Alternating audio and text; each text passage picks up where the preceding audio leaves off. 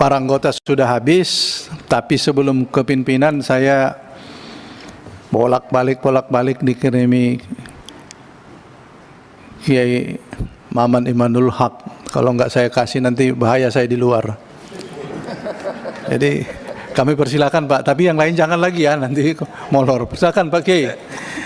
Terima kasih Ketua dan pimpinan serta seluruh anggota Komisi 8. Assalamualaikum warahmatullahi wabarakatuh.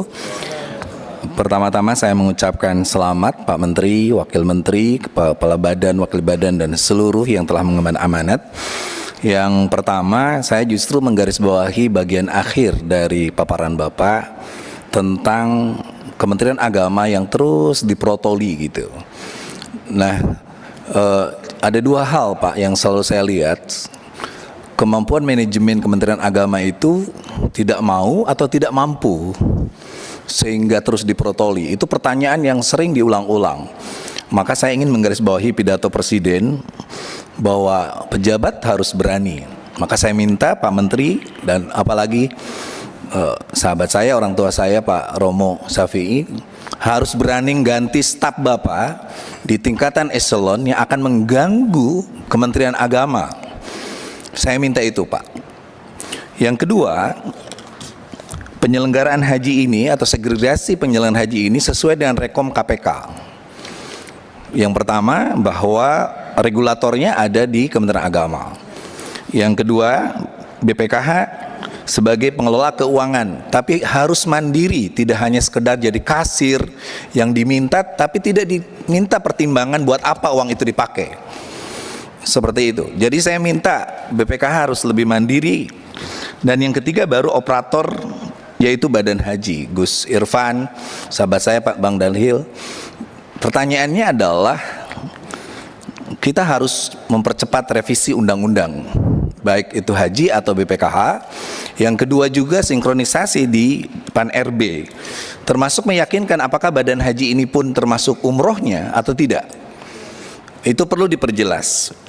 Yang ketiga, mohon Pak Menteri, dua titik penting itu adalah jangan sekali-kali tidak berkomunikasi dengan DPR, dengan Komisi 8. Komunikasinya harus lancar. Periode kemarin adalah periode terburuk di Komisi 8 hubungan dengan Menteri Agama. Kami dianggap tidak ada. Staf-staf khusus tiba-tiba berkuasa. Penunjukan petugas-petugas haji ternyata ditunjuk orang-orang dekatnya yang tidak profesional, tidak bekerja dan lain sebagainya. Saya yakin Bapak sebagai imam besar Istiqlal, guru saya, dan saya sering berkomunikasi dengan Bapak, itu tidak akan terjadi lagi di periode ini. Romo, tolong Romo. Romo itu pernah sumpah di depan Ka'bah bahwa Kementerian Agama ini harus bersih dan lain sebagainya. Saya akan tagih dia ketika hari ini jadi pejabat.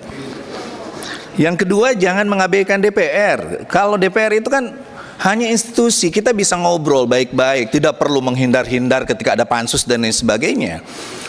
Jadi tidak perlu takut, tidak akan ada apapun kecuali untuk perbaikan bangsa dan negara.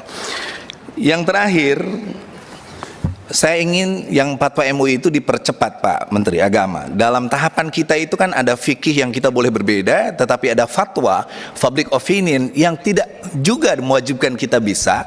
Nah justru kesempatan terakhir itu ada di al-hukumah, hakimnya. Jadi Kementerian Agama jangan juga menunda-nunda untuk fatwa MUI ini, karena masyarakat kadang nggak paham tahapan itu, tahapan dari fikih ke fatwa ke hakim. Hari ini Bapak hakimnya dan masyarakat harus tunduk bahwa pengelolaan dana maslahat ini atau penggunaan dana jamaah haji yang belum berangkat untuk yang berangkat sana itu adalah sesuatu yang diperbolehkan oleh agama. Seperti itu. Saya setuju soal fasilitasi tanajul dan lain sebagainya.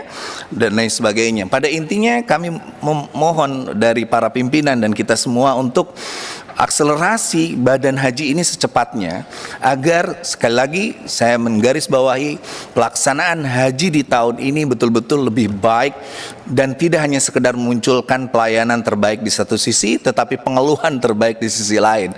Kita ingin pelayanan terbaik itu adalah hasil dari kerja keras Kementerian Agama dan juga dukungan dari DPR RI terutama Komisi 8. Terima kasih. Wallahul muwaffiq ila thoriq. Assalamualaikum warahmatullahi wabarakatuh. tiba saatnya dari meja pimpinan.